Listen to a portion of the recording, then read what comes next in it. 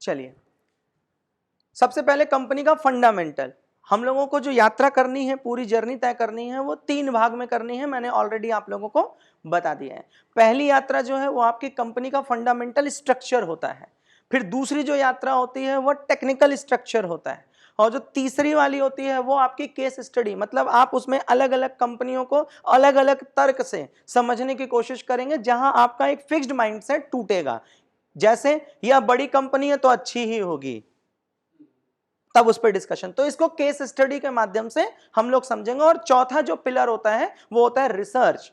आप जितना ज्यादा रिसर्च करेंगे, आप जितना ज्यादा इसमें डेप्थ में जाएंगे, उतना ही ज्यादा बेहतर यहां से क्रीम निकलेगा। तो अभी हम लोग क्या कर रहे हैं, इस क्लास को 2 भाग में बांट दे रहे हैं, जो कि आप लोगों के पास सूचना पहुंच रही है। पॉइंट नंबर फर्स्ट, कंपनी का फंडामेंटल हम फर्स्ट पार्ट में पढ़ेंगे, और इसी के तुरंत सेकंड हाफ में हम कंपनी का टेक्निकल पार्ट भी पढ़ेंगे। तो आप लोग यहां पर मजबूती से इस बात को समझ लें कि आप लोगों को 2 चीजों पर काम करना है, एक कंपनी का फंडामेंटल फर्स्ट पार्ट और दूसरा कंपनी का टेक्निकल। तो अभी हम लोग जो पहली क्लास पढ़ेंगे वो पढ़ेंगे कंपनी का फंडामेंटल, इसके बाद पढ़ेंगे कंपनी का टेक्निकल। दोनों को एक साथ लेकर के चलने की कोशिश करेंगे।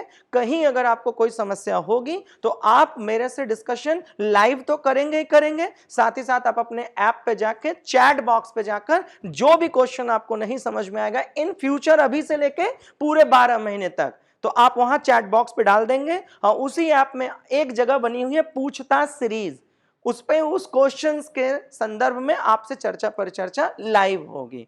Is it fine? और बाकी शनिवार और रविवार की क्लास आप लोगों के लिए ऑफलाइन बनाई जाती है, कि अगर आप लोगों को ऑनलाइन समझने में कोई दिक्कत आ रही है तो ऑफलाइन आप शनिवार रविवार को अपने कंफर्टेबल टाइम के अनुसार स्टार्ट कर सकते हैं। तो पहले माइंडसेट आपने तैयार कर लिया कि हमें कंपनी का फंडामेंटल पढ़ना है, फिर टेक्निकल पढ़ना है, फिर उसके बाद हमें केस स्टडी करनी है, और उसके बाद रिसर्च कंटिन्यू करते रहना है। चलिए, सबसे पहली चीज आप लोगों को कल की डेट में पढ़ाई गई थी कि भाई किसी भी कंपनी को रिसर्च करने से पहले don't excited to get into the market fastly, तुरंत ही एक्साइटेड होकर मार्केट में मत घुस जाइए।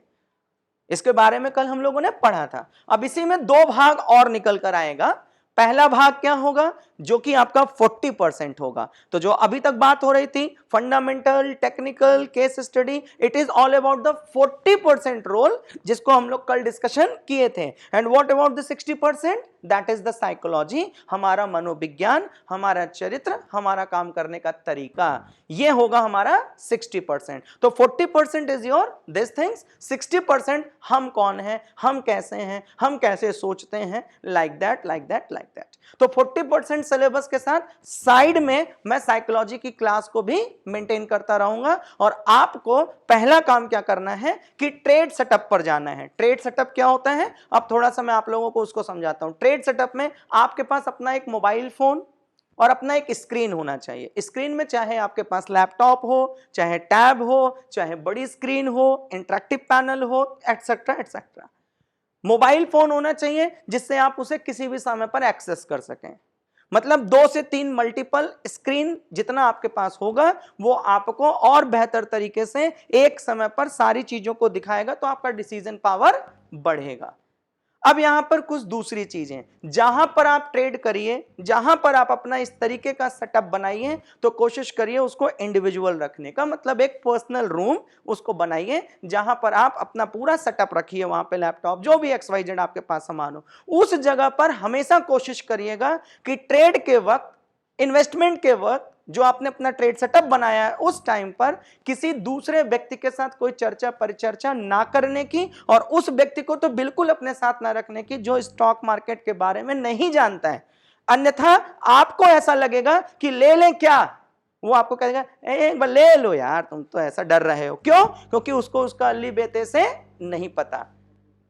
और अगर आप लेने के लिए तैयार रहेंगे तो तुरंत बोलेगा देख के भाई एक बार देखे थे हम, थोड़ा लो। अचानक से आपका सब कुछ ठीक है, लेकिन आप क्या कर रहे हैं, अपनी साइकोलॉजी के ऊपर ओवर राइटिंग कर रहे हैं, दूसरे की भी साइकोलॉजी उसके अंदर इंटरटेन हो रही है। तो कोशिश करिएगा अपने ट्रेड सेटअप को एकदम प्राइवेट रूम की तरह ट्रीट करने का, उसका एडवांटेज भी आपको बेहतरीन मिलेगा। तीसरी सबसे इंपॉर्टेंट चीज, this is not a emotion game. जिस मोबाइल से ट्रेड कर रहे हैं उसी में फोन आ गया, जिस मोबाइल से ट्रेड कर रहे हैं उसी में दुनिया का सारा खाता खोले हैं। जिस जगह पर ट्रेड करने जा रहे हैं तो अपनी पत्नी से लड़के मत चले जाइएगा, नहीं तो उसका खामियाजा यहां भुगता जाएगा। ये इमोशन फ्री गेम होना चाहिए ना। ये नहीं कि अभी किसी को उधार के लिए आपको जाना है वसूली करने और वसूली से पहले ट्रेड करने चले आए। बताने का एकमात्र आशय यह है कि अगर मेंटली कहीं डिसएंगेज्ड हैं तो इस दुनिया में ट्रेड मत करिएगा, उस दिन को अवॉइड कर दीजिएगा। क्यों? क्योंकि इमोशन के साथ आप इस दुनिया में आएंगे, गलत डिसीजन जरूर ले लेंगे। तो इसलिए गलत प्रैक्टिस नहीं करना चाहिए। अब कई ऐसे वैज्ञानिक होते हैं जो दोनों हाथ छोड़ के भी बाइक चला लेते हैं, देखे होंगे आप। हम लोग भी बचपन में दोनों हाथ छोड़ के साइकिल चला लिया करते थे। तो क्या मतलब है, ये सही प्रैक्टिस है? नहीं। ये सही प्रैक्टिस है? देखिए सारे लोगों ने उत्तर दिया नहीं, जबकि मुझे पता है कि ये कल उत्तर दी थी। ये डिपेंड करता है सिचुएशनल। सर्कस में अगर वो हो रहा है वो बिल्कुल सही जगह है।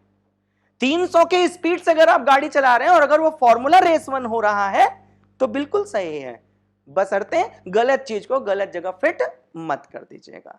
It all about the situational. परिस्थितियों के अनुसार मनोस्थिति बदलती है। ये ना हो कि हम कहें नहीं नहीं ये तो बिल्कुल पाप है, नहीं, कहीं के लिए ठीक है। अब मैं आपसे पूछूं क्या मर्डर गलत है? तो उत्तर है एकदम सरासर गलत है। नहीं, आतंकवादी को मारने के बाद मेडल भी मिलता है। तो इसका मतलब देखिए कि कौन सी चीज कहां फैक्टर इन हो रही है, उसकी सिचुएशन क्या है। तो आई होप यहां तक आप लोग बात समझ गए होंगे कि अब आपको यात्रा कैसे करनी है। कल हम लोग ने सबसे पहला एक फंडामेंटल रूल पढ़ा था। आई होप वहां पर सभी लोगों को समझ में आ गया होगा, याद भी होगा आप लोगों को। पहला मैंने आप लोगों को एक गोल्डन रूल बताया था, वो ये बताया था कि भैया जब भी कभी भी किसी भी कंपनी में इन्वेस्ट करिएगा तो पहला जो आपका व्यक्ति होगा वो कौन होगा? बंदा, the founder, the CEO, the MD. मतलब वह व्यक्ति जिसका यह विजन है, वह व्यक्ति जिसका यह मिशन है, वह व्यक्ति जो इसका सर्वे सर्वा है, जिसने इस बात की जिम्मेदारी अपने कंधों पे ली है कि यह कंपनी मैं अपने दम पर चलाऊंगा। तो पहला आपको ध्यान किसको रखना है? बंदे को। फिर कल आपने बहुत बेहतरीन क्वेश्चन पूछा था कि क्या बंदे को रेपुटेड होगा, इसकी प्रीवियस कोई हिस्ट्री होगी तभी? तो मैंने आपको उत्तर दिया था आपके बंदे को चेक करना है और बंदा उसी समय पर आपके पास अवेलेबल होता है। कम्युनिकेशन स्टैंडर्ड, तौर तरीका, चरित्र सब देखकर आप इस चीज को समझ सकते हैं। Is it fine? यहां यह मैटर नहीं करता कि आपको सिर्फ रतन टाटा जी पर ही इन्वेस्ट करना है। हर एक नए रेस के घोड़े पर आप बेट ले सकते हैं, बशर्ते वह व्यक्ति कैपेबल होना चाहिए। Is it fine? फिर वह व्यक्ति कितना भी कैपेबल हो, लेकिन यह बात याद रखिएगा कि उसे धंधा बनाने का पता होना चाहिए, मॉड्यूल कंपनी का खड़ा करना आना चाहिए। Is it fine? तो उसके बाद दूसरा स्ट्रक्चर हमारे पास होता है धंधा मॉड्यूल। देखो कंपनी का स्ट्रक्चर, देखो कैसे काम हो रहा है, उस कंपनी का प्रोडक्ट क्या है, उस कंपनी का सर्विस क्या है, वह किस तरह मार्केट को कैप्चर कर रही है, एटसेट्रा एटसेट्रा। फिर तीसरे नंबर पे मैंने आप लोग को बताया था किताब। किताब का सेंस क्या था? बुक से क्या मतलब था मेरा कि उसका फाइनेंशियल्स देखना होता है, उसकी बुक मांगनी होती है कि भाई बताओ क्या है आपकी किताब में लिखा हुआ। तब उसको आप लोग पढ़ते हैं, स्टडी करते हैं, तौर तरीके से आगे आगे चलते हैं। अब सबसे पहली एक वेबसाइट का नाम आप लोगों के कॉपी पेन में होना चाहिए, NSEindia.in। यह पहली ऐसी वेबसाइट है जिस पर आप लोग स्टॉक मार्केट के संदर्भ में जितना भी काम करेंगे वह इसी वेबसाइट पर ही करेंगे। दैट इज ऑथेंटिक वेबसाइट जो कि आपको NSE के द्वारा गवर्न की जाती है। अब प्रॉब्लम आती है, पहला शब्द एक हमें मिला NSE। तो NSE को हम क्या कहते हैं? National stock exchange.